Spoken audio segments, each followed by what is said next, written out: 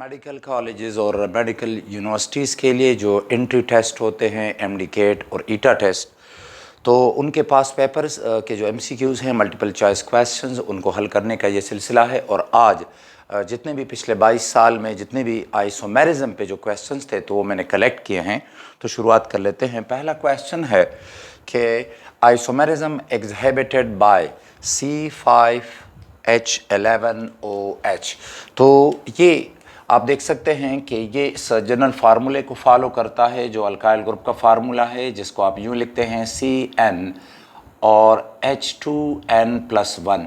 ये alkyl group है C5H11 और फिर OH है। तो आप देख सकते हैं 5 कार्बन है, तो ये स्ट्रेट चेन भी हो सकता है, इसमें ब्रांचेस हो सकती हैं। तो एक तो आ गया है चेन आइसोमेरिज्म, ये भी सही है। फिर पोजीशन आइसोमेरिज्म, इस तरह के 5 कार्बन है, तो 5 कार्बन में ये जो OH है पहले कार्बन पे होगा तो 1 पेंटानॉल है, दूसरे पे हो सकता है OH, ये तीसरे पे हो सकता है। तो पोजीशन आइसोमेरिज्म भी है इसमें और फंक्शनल ग्रुप भी है, बिकॉज ये OH है और ये अल्कोहल है। लेकिन आप जानते हैं कि अल्कोहल जो होते हैं तो वो ईथर्स के साथ मेटामेरिज्म रखते हैं। तो यहाँ पे जो आंसर होगा ये है ऑल ऑफ दीज। तो इस फार्मूले के लिए ये सारे आइसोमर्स होते हैं। Which isomers differ and their physical and chemical properties both. याद रखिएगा कि केमिकल प्रॉपर्टीज का डिपेंड होता है वो फंक्शनल ग्रुप पे होता है। तो ये कहता है कि फिजिकल प्रॉपर्टीज भी डिफरेंट हैं और केमिकल भी डिफरेंट होती हैं, तो फंक्शनल ग्रुप डिफरेंट होना चाहिए। तो चेन आइसोमर जो होते हैं तो उनके जो केमिकल प्रॉपर्टीज़ वो सेम होती हैं, केमिकल प्रॉपर्टी जो होती हैं तो वो सेम होती है। मिसाल के तौर पे अगर आप लेते हैं एन पेंटेन, आइसोपेंटेन और न्यू पेंटेन, तो ये चेन आइसोमर्स हैं लेकिन है तो ये सारे अल्केन्स, तो इनका एक जैसा रिएक्शन होगा, सिर्फ रेट ऑफ रिएक्शन में फ़र्क होता है। सो कहते हैं केमिकल प्रॉपर्टीज़ भी डिफरेंट हैं, तो चेन भी नहीं है। पोजीशन आइसोमेरिज्म, गो की पोजीशन ऑफ द ग्रुप वगैरह से रिएक्टिविटी में थोड़ा सा फ़र्क आता है, लेकिन एज ए होल जो नेचर ऑफ द रिएक्शन है वो चेंज नहीं होगा। तो फंक्शनल ग्रुप आइसोमर ऐसे हैं कि जिनका फंक्शनल ग्रुप डिफरेंट है, लिहाजा इन आइसोमर्स की केमिकल प्रॉपर्टीज़ भी डिफरेंट होती हैं। अच्छा, which one is an isomer of ethanol. Ethanol का ये फार्मूला है, आप जानते हैं कि ये है C2H5OH, और अगर कंडेंस फार्मूला लिखा जाए तो ये होगा C2 और H6 है और फिर O है। तो एथेनॉल या इथाइल अल्कोहल जो है तो उसके लिए मेथनॉल नहीं है, ये भी नहीं है, और यहाँ पर डाईमीथाइल ईथर जो है, तो ये डाईमीथाइल ईथर और एथेनॉल जो है तो ये दोनों फंक्शनल ग्रुप आइसोमर्स हैं। लाइक ये देखिएगा, यहाँ पर ये एथेनॉल है जो आप देख रहे हैं, यानी CH3, ये CH3 है, फिर है CH2 ये वाला और OH है, तो CH3 CH2OH ये एथेनॉल है। लेकिन इसी तरह ये जो दूसरा आप देख रहे हैं ये आइसोमर है एथेनॉल का, और इसमें ये ऑक्सीजन है और एक मिथाइल ग्रुप है और फिर दूसरा मिथाइल ग्रुप है। तो डाईमिथाइल ईथर और इथाइल अल्कोहल, तो ये दोनों फंक्शनल ग्रुप आइसोमर्स होते हैं। अच्छा, तो नेक्स्ट है कि why is the boiling point, why is the boiling point of n pentane. N pentane का boiling point about 28 degree centigrade higher than that of two two dimethyl propane. देखिएगा कि एन पेंटेन जो होता है तो ये है 2 कार्बन, फिर 3 है, 4 है और 5 है। इसका जो कंटेक्ट एरिया है वो ज़्यादा है, तो दूसरा मालिक्यूल जब इसके करीब आएगा तो चूँकि ये ज़्यादा करीब जा सकते हैं, कंटेक्ट एरिया ज़्यादा होगा। लाइक इस तरह देखिएगा कि ये है CH3 CH2 CH2 CH2 इस तरह CH3 और दूसरा मालिक्यूल भी है, तो ये बड़े करीब आ सकते हैं, तो ग्रेटर कंटेक्ट एरिया इनका होगा। तो लंदन फोर्सेस यहाँ पर भी हैं, यहाँ पर भी हैं, यहाँ पर भी हैं, तो लंदन फोर्सेस इसमें ज़्यादा होती हैं। लेकिन अगर आप ये दूसरा देख लें 2,2-डाईमिथाइल प्रोपेन, जो कि ये स्ट्रक्चर रखता है, यानी ये है प्रोपेन और 2,2 यानी 2 मिथाइल ग्रुप हैं। अब ये जो स्ट्रक्चर है ये गोल सा हो गया है, सो अगर कोई दूसरा इसके करीब आएगा तो इसका कांटेक्ट एरिया उसके साथ बड़ा कम होता है और इसका कांटेक्ट एरिया जो है वो ज़्यादा है, लिहाजा यहाँ पे लंदन फोर्सेस स्ट्रांग होंगी और इन दोनों ये जो गोल से हो गए हैं तो लंदन फोर्सेस यहाँ पे वीक होती हैं। तो ये कहते हैं बॉइलिंग पॉइंट क्यों ज़्यादा है, तो ये जो आप फैक्टर देख रहे हैं कि area of contact between two two dimethyl propane molecule ये जो है, so that is small which results in weak forces of attraction, ये करेक्ट है। फिर ये कहते हैं कि two two dimethyl propane molecule repel each other. याद रखें कि मालिक्यूल वंडरवाल डिस्टेंस पे आके तो अट्रैक्ट करते हैं, लेकिन फिर जब ये बहुत करीब चले जाते हैं तो एक मालिक्यूल में भी बाहर पूरा इलेक्ट्रॉन क्लाउड है और दूसरे में भी क्लाउड है, तो लिहाजा फिर ये एक दूसरे को करीब जब जाएंगे तो रिपेल करेंगे। तो n pentane molecule can not come in close contact. N pentane के मालिक्यूल बड़े करीब आ सकते थे, ये बात गलत है। Shape of molecule have no effect on boiling point, तो ये बात भी गलत है। तो ये वाला आंसर सही है। फिर कहते हैं कि एथेनॉल यानी CH3, CH2OH and dimethyl ether they are best considered as structural isomers. देखिए आइसोमेरिज्म पे थोड़ी सी बात कर लेते हैं। आइसोमर्स ऐसे कंपाउंड्स हैं कि जिनका मॉलिक्यूलर फार्मूला सेम होता है, बाकी ज़ाहिर ये डिफरेंट कंपाउंड्स हैं तो इनका सारा कुछ डिफरेंट है। इनकी फिजिकल प्रॉपर्टीज़, इनकी केमिकल प्रॉपर्टीज़ ये सारी डिफरेंट होती हैं। यानी इनका एक ही जुर्म है कि इनका जो मॉलिक्यूलर फार्मूला है वो सेम है, लिहाजा जो पर्सन कंपोजिशन है of different elements in both isomers वो सेम रहती है। सो आइसोमेरिज्म फिर दो किस्म की है, एक जिसको हम कहते हैं कॉन्स्टिट्यूशनल आइसोमेरिज्म और दूसरी जो होती है जिसको हम कहते हैं स्टीरियो आइसोमेरिज्म। कॉन्स्टिट्यूशनल आइसोमेरिज्म को स्ट्रक्चरल आइसोमेरिज्म भी कहते हैं। और ये जो कॉन्स्टिट्यूशनल आइसोमर्स हैं या स्ट्रक्चरल आइसोमर्स, तो इनको टू डायमेंशनल फार्मूले बोर्ड पे हम डिफ्रेंशिएट कर सकते हैं। और जो स्टीरियो आइसोमर्स होते हैं तो वो थ्री डायमेंशनल फार्मूले से आप इनको डिफ्रेंशिएट कर सकते हैं इजीली। अच्छा, तो फिर जो स्ट्रक्चरल आइसोमेरिज्म है इसकी फिर 5 अकसाम होती हैं, जिसमें है चेन आइसोमेरिज्म, पोजीशन आइसोमेरिज्म, इसमें है मेटामेरिज्म, फंक्शनल ग्रुप आइसोमेरिज्म और टाटामेरिज्म। तो ये 5 अकसाम हैं कॉन्स्टिट्यूशनल या स्ट्रक्चरल आइसोमेरिज्म की। जो दूसरी किस्म है जिसको हमने स्टीरियो आइसोमर कहा, स्टीरियो आइसोमेरिज्म, जिनको 3 डायमेंशनल फार्मूले से आप डिफरेंशिएट कर सकते हैं, उनकी 2 अकसाम होती हैं। एक जो है तो उसको हम कहते हैं कन्फर्मेशनल आइसोमेरिज्म और दूसरी होती है कन्फिगुरेशनल आइसोमेरिज्म। कन्फर्मेशनल आइसोमेरिज्म यहाँ पे ये टर्म इस्तेमाल हुआ है। तो स्ट्रक्चरल आइसोमर्स, फिर स्टीरियो आइसोमर्स और एनंशियोमर जो होते हैं तो ये ऑप्टिकल आइसोमर्स हैं, ये मिरर इमेजेस होते हैं एक दूसरे के, ये लेफ्ट राइट में डिफरेंट होते हैं। और इस तरह डाइस्टीरियोमर जो हैं तो ये भी आइसोमर्स होते हैं और स्टीरियो आइसोमर्स हैं। फ़र्क सिर्फ ये है कि ये मिरर इमेजेस नहीं हैं एक दूसरे के। अच्छा, तो यहाँ पर मिसाल के तौर पे ये जो आपके पास आता है जिसको हम कहते हैं एनंशियोमर्स, तो ये ऑप्टिकल आइसोमर्स है। लाइक फॉर एग्जांपल ये आप दोनों देख लें तो ये दोनों कंपाउंड जो हैं तो इसका अगर आप देखेंगे तो जो ग्रुप इसमें अटैच है ये इधर अटैच है वाइट, और फिर ये ब्लू जो है वो इस तरह अटैच है नीचे जो आप देख रहे हैं ये, और लेकिन इसका जो रेड है वो लेफ्ट साइड पे है और इसका जो रेड ग्रुप है वो राइट साइड पे है। अगर आप इस तरह रोटेट कर लेते हैं कि नहीं ये इस तरह हो जाएगा, तो याद रखें कि अब ये फिर से एक दूसरे के ऊपर सुपर इम्पोजिबल नहीं होते हैं। यानी ये टॉप बॉटम में तो डिफरेंट है, टॉप बॉटम में तो ये जो है तो ये सेम है, लेकिन लेफ्ट राइट में ये डिफरेंट है। अब अगर आप गौर से इसे देखेंगे तो आप ये जो 2 ग्रुप्स हैं, वाइट ग्रुप ये और ये ब्लू, ये आपकी जानिब बैंड है, आपकी जानिब, और इस वक्त मेरे केस में ये मेरी जानिब बैंड है वाइट और ब्लू ग्रुप। तो ये दोनों लेफ्ट राइट में एक दूसरे से डिफरेंट होते हैं और ये ऑप्टिकल आइसोमर्स कहलाते हैं। अच्छा, तो यहाँ पर है कि एथेनॉल और डाईमिथाइल ईथर जो है तो ये एक दूसरे के स्ट्रक्चरल आइसोमर्स हैं, नहीं ये स्टीरियो आइसोमर्स हैं, नहीं एनंशियोमर्स हैं, डाइस्टीरियोमर्स। तो स्ट्रक्चरल आइसोमेरिज्म पर जनरल है, ठीक है जी। ये उसी की एक एग्जांपल है स्ट्रक्चरल आइसोमेरिज्म की। मैंने जैसे कहा कि 5 इसकी टाइप्स हैं, चेन आइसोमेरिज्म, पोजीशन आइसोमेरिज्म, फिर फंक्शनल ग्रुप आइसोमेरिज्म, तो ये फिर उसमें आता है, ये फंक्शनल ग्रुप आइसोमर्स हैं।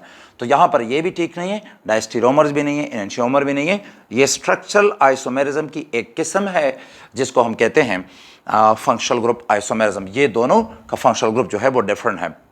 अच्छा, फिर है die ethyl ether and methyl propyl ether. ये डाई इथाइल ईथर है, यानी इसमें ये है C2H5 ऑक्सीजन है और फिर C2H5 2 इथाइल ग्रुप्स हैं। फिर ये कहता है कि मिथाइल और प्रोपाइल, यानी अब इस केस में एक ग्रुप मिथाइल है, फिर ऑक्सीजन है और फिर प्रोपाइल ग्रुप है C3H7। तो ये क्या है, ये कन्फर्मेशनल आइसोमर्स हैं। याद रखें कन्फर्मेशनल आइसोमर जो होते हैं तो वो सिंपली बाय रोटेशन एक दूसरे में कन्वर्ट हो जाते हैं, और जो कन्फिगुरेशनल है तो उसके लिए बॉन्ड को तोड़ के फिर से बनाना पड़ता है। लाइक फॉर एग्जांपल आप ले ले ईथेन, ये ईथेन है CH3 और CH3, तो तो ये दोनों बिल्कुल एक जैसे आ रहे हैं, यानी इसका हाइड्रोजन और इसका हाइड्रोजन बिल्कुल एक जैसे आ रहा है, आप देख रहे हैं।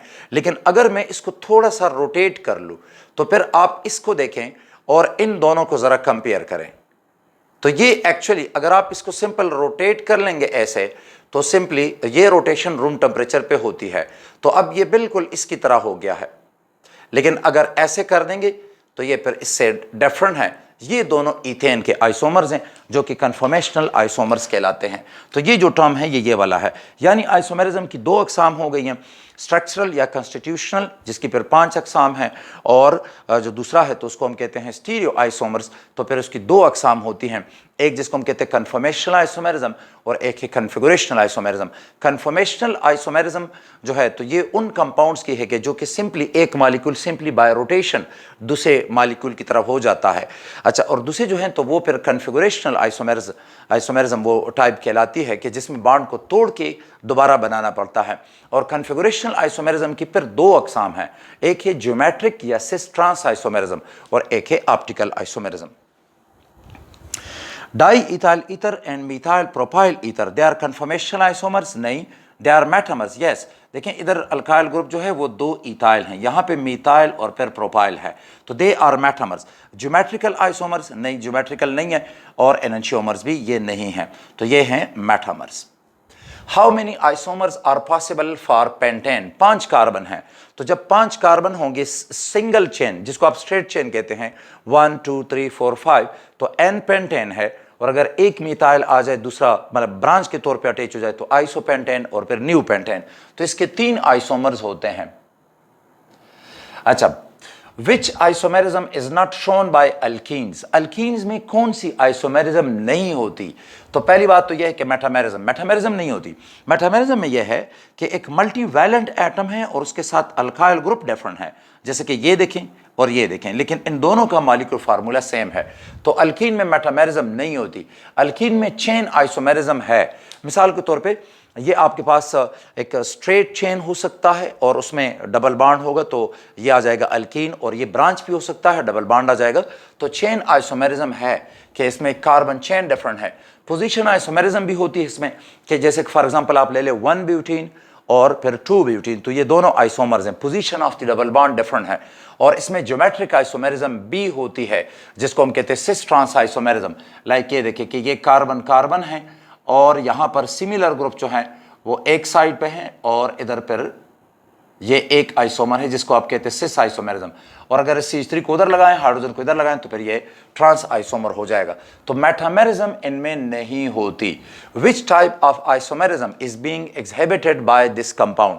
तो देखिएगा, इस कंपाउंड का ये एक मॉडल मैंने बनाया है।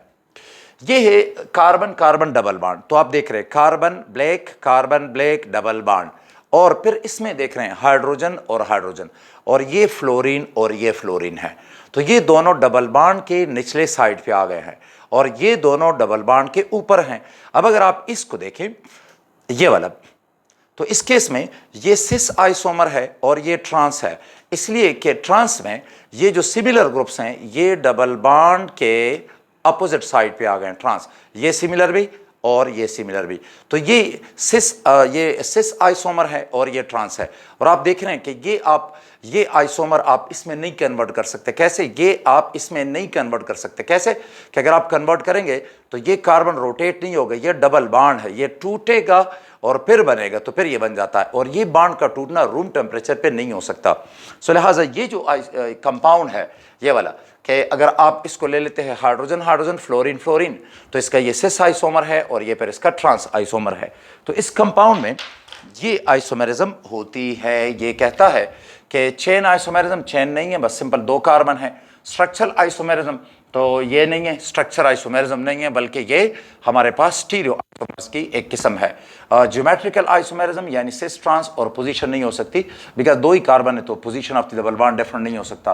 तो ज्योमेट्रिक आइसोमेरिज्म इसमें होती है, यानी आप सिंपल ये बना देंगे कि यह है कार्बन और फिर कार्बन है, और इस केस में फ्लोरीन जो है वो सेम साइड पे आ गया है, और फिर दूसरा आइसोमर बना दें कि जिसमें फ्लोरीन जो होगा वो डिफरेंट साइड्स पे आ जाएगा, यानी इस तरह कि इस केस में फ्लोरीन ऊपर मौजूद है और इधर फ्लोरीन नीचे है। तो ये जो आइसोमर है ये जो कंपाउंड है तो इसमें सिस ट्रांस आइसोमेरिज्म होती है या ज्योमेट्रिक आइसोमेरिज्म के number of chiral center in a molecule of. अब ये एक मॉलिक्यूल है और इसका मैंने स्ट्रक्चर बनाया, लेकिन आपको स्ट्रक्चर नहीं दिया जाता। तो जब आपने कायरल सेंटर मालूम करने हो तो प्लीज़ पहले स्ट्रक्चर बनाए। और कायरल सेंटर के लिए आसान तरीका है कि हर वो कार्बन कायरल कार्बन होगा कि जो कि 4 डिफरेंट ग्रुप्स के साथ अटैच हो, तो उसको हम कहते हैं कि ये कायरल कार्बन है। और जब कायरल कार्बन एटम होगा किसी मॉलिक्यूल में तो वो मॉलिक्यूल ऑप्टिकली एक्टिव होता है, यानी वो plane of the polarized light को रोटेट करता है। तो ये एक कायरल सेंटर की हम बात करें कि अगर एक मौजूद है तो आप इसको देख सकते हैं कि ये 1 जो कार्बन है, ज़रा देखिएगा, पहली बात तो ये है कि ये हेक्सेन है। तो देखें 6 कार्बन है, 1 2 3 4 5 6। फिर कहता है ये 2 ओल है, तो 2 पे आप ओल यानी OH ग्रुप देख रहे हैं। अच्छा, फिर अटैच है कि 3 क्लोरो यहाँ पर है, तो 3 पे क्लोरो अटैच है। और फिर है 5 ब्रोमो, तो 1 2 3 4 5 पे ये ब्रोमो अटैच है। अच्छा, अब इसमें कायरल सेंटर, तो ये वाला कार्बन कायरल नहीं है, बिकॉज ये ग्रुप सेम है, ये जो हाइड्रोजन एटम है सेम है। ये कार्बन जो है ये कायरल है, क्यों कि ये हाइड्रोजन है, ये OH है, ये ग्रुप डिफरेंट और ये ग्रुप डिफरेंट। तो ये कार्बन 4 डिफरेंट ग्रुप्स के साथ अटैच है।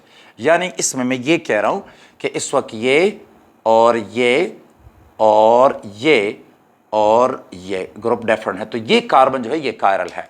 अच्छा, फिर 3rd कार्बन भी कायरल है, बिकॉज ये ग्रुप क्लोरीन और हाइड्रोजन, 3rd कार्बन भी कायरल है। 4th कार्बन कायरल नहीं है, बिकॉज उसके साथ 2 सिमिलर ग्रुप्स अटैच हैं। 5th कार्बन अगेन कायरल है, बिकॉज एक हाइड्रोजन है, एक ब्रोमीन है, एक मिथाइल है और एक ये बड़ा ग्रुप है। तो इसमें 3 कायरल सेंटर हो गए हैं। ये आंसर आता है बी ऑप्शन।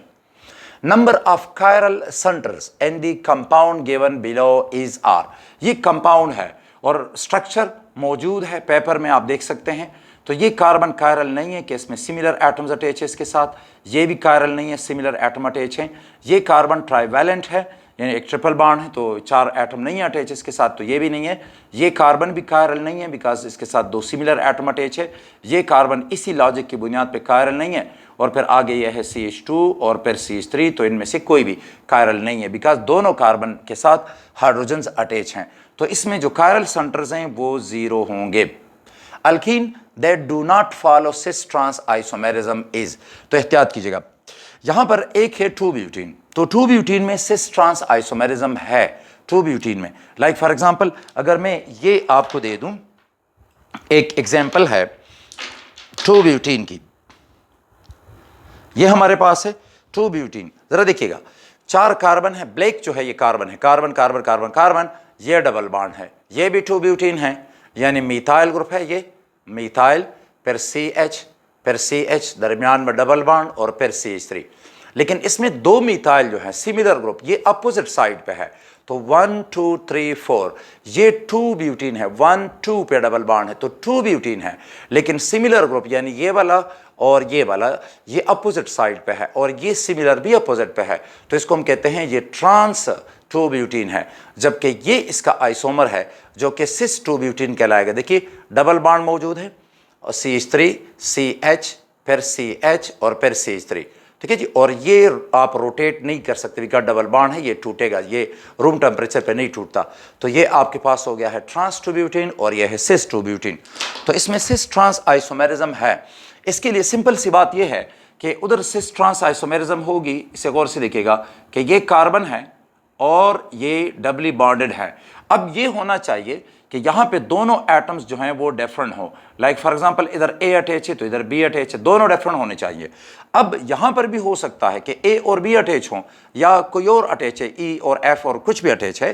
बहरहाल तो यहाँ पे होना चाहिए कि एटम जो है, ये जो हमारे पास है एटम, इसके साथ ये जो 2 ग्रुप्स हैं ये डिफरेंट होने चाहिए, ये 2 ग्रुप डिफरेंट होने चाहिए।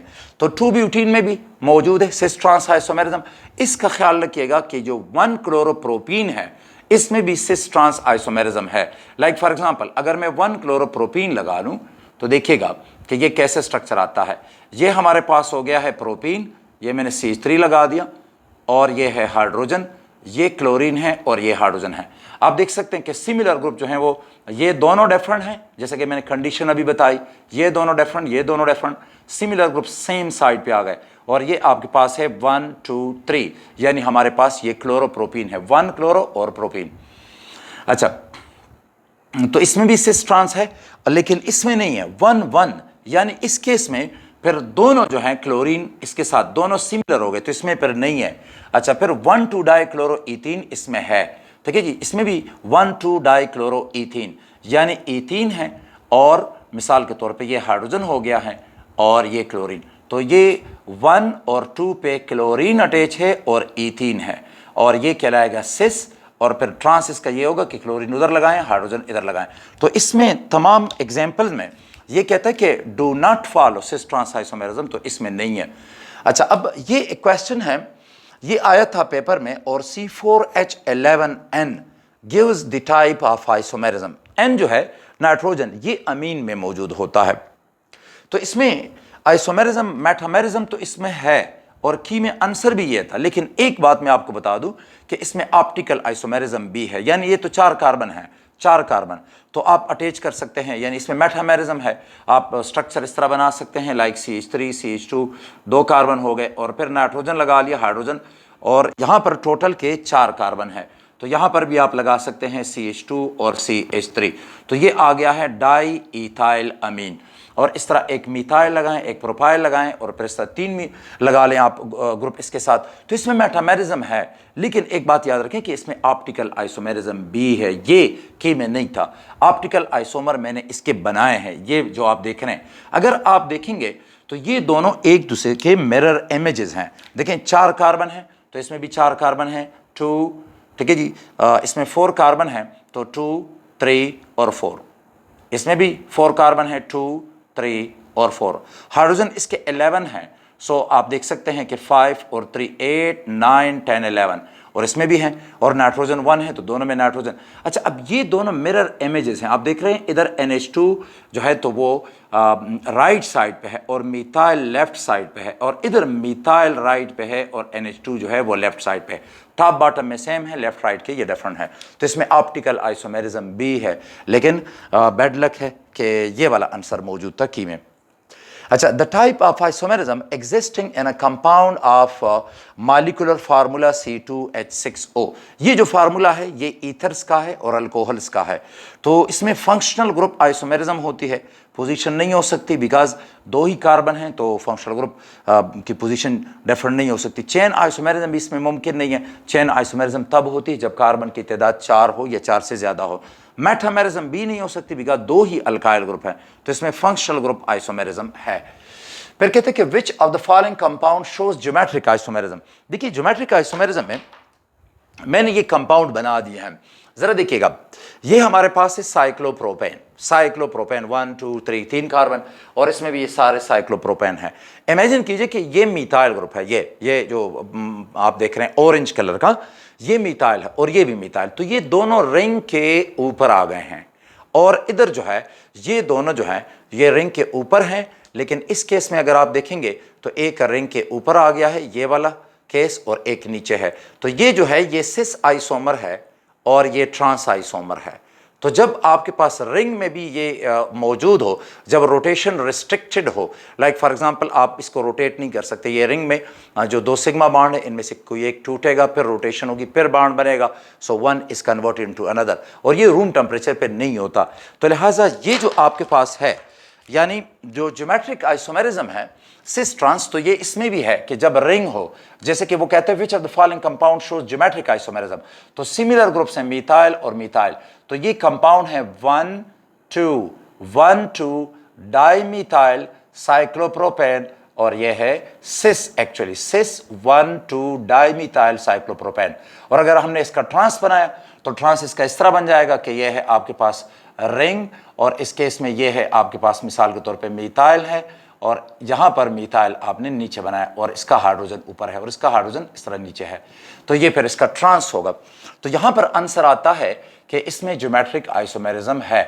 फिर है optical activity of a compound is measured by an instrument called.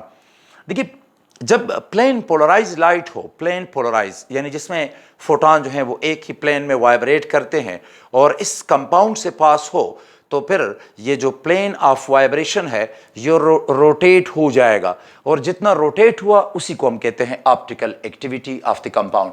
तो ये कहते हैं कि ऑप्टिकल एक्टिविटी किस इंस्ट्रूमेंट से मेजर की जाती है? हाइड्रोमीटर एक्चुअली डेंसिटी को या स्पेसिफिक ग्रेविटी को मेजर करता है। बैरोमीटर जो है तो ये प्रेशर ऑफ द एटमॉस्फेयर या प्रेशर ऑफ अ गैस को मेजर करता है। कैलोरीमीटर है नेक्स्ट, तो ये हीट इवॉल्व और एब्जॉर्ब ड्यूरिंग अ रिएक्शन, तो ये हीट को मेजर करता है। पोलैरिमीटर जो है तो ये एक्चुअली ऑप्टिकल एक्टिविटी को मेजर करता है। The structural isomerism in which the isomers are in dynamic equilibrium with each other। Isomers हैं और वो इक्विलिब्रियम में हैं एक दूसरे के साथ। तो ये आइसोमर जो हैं चेन आइसोमर्स हैं, पोजीशन आइसोमर्स हैं, मेटामर्स हैं या टटामर्स हैं। तो ये टटामर्स होते हैं। लाइक ये देखें, इस एग्जाम्पल में आप देख सकते हैं, ये जो एग्जाम्पल है ये वाली, कि इसमें ये है 1 2 3 प्रोपेन, डबल बॉन्ड प्रोपीन और OH अटैच है, तो ये है 2 प्रोपिनोल, और ये इन दी पोजीशन ऑफ द प्रोटॉन ये डिफरेंट है। तो ये हमारे पास इसका जो है इनोल, इन है और ओल है, तो इनोल इसका फॉर्म है और ये इसका कीटो फॉर्म है, कीटोनिक फंक्शनल ग्रुप है। तो ये प्रोपिनोल जो है तो ये प्रोपिनोल जो है तो ये प्रोपेनन के साथ टटामेरिज्म इसकी है, यानी ये दोनों टटामर्स हैं जो एक दूसरे में कन्वर्ट हो सकते हैं, होते हैं, और ये एक दूसरे के साथ इक्विलिब्रियम में होते हैं, तो ये टटामर्स कहलाते हैं। तो ये टटामेरिज्म है कि isomers which are in dynamic equilibrium with each other. The isomers of a substance must have same, तो मॉलिक्यूलर मास, केमिकल प्रॉपर्टीज ज़रूरी नहीं है, केमिकल प्रॉपर्टीज तो डिफरेंट होती है, लेकिन एक बात श्योर है कि मॉलिक्यूलर मास सेम है। स्ट्रक्चर फार्मूला इनका सेम होता है? नहीं होता। फंक्शनल ग्रुप सेम होगा? ज़रूरी नहीं है, डिफरेंट भी हो सकता है। लेकिन इसमें एक बात का ख्याल रखिएगा कि आइसोमर्स का मॉलिक्यूलर मास, जो दो आइसोमर्स हैं इनका मॉलिक्यूलर मास ज़रूर सेम होगा, लेकिन अगर दो कंपाउंड्स का मॉलिक्यूलर मास सेम है तो इसका ये मतलब नहीं है कि वो आइसोमर्स हैं। फॉर एग्जांपल अगर आप लेते हैं कार्बन डाइऑक्साइड, कार्बन डाइऑक्साइड का मॉलिक्यूलर मास है 44, और इसी तरह अगर आप लेते हैं प्रोपेन तो उसका भी मॉलिक्यूलर मास 44 है, लेकिन ज़ाहिर है कार्बन डाइऑक्साइड एक अलग चीज़ है, उसका मॉलिक्यूलर फार्मूला डिफरेंट है, और प्रोपेन जो है C3H8 जो है तो उसका मॉलिक्यूलर फार्मूला डिफरेंट है। तो मॉलिक्यूलर मास आइसोमर का ज़रूर सेम होता है, और एक और चीज़ कि percentage of each element in both isomers that will be same. अच्छा, नेक्स्ट जो है कि टटामर्स ऑफ प्रोपिनोल इज टटामर ऑफ प्रोपिनोल, तो ये प्रोपिनोल है और इसका टटामर प्रोपेनन है, या जिसको आप कहते हैं एसीटोन। ये प्रोपेनॉल है और ये है प्रोपेनन, तो ये इसका, और मिथाइल, इथाइल, ईथर बाकी नहीं है, और ब्यूटेन, ब्यूटानन तो वो भी नहीं है।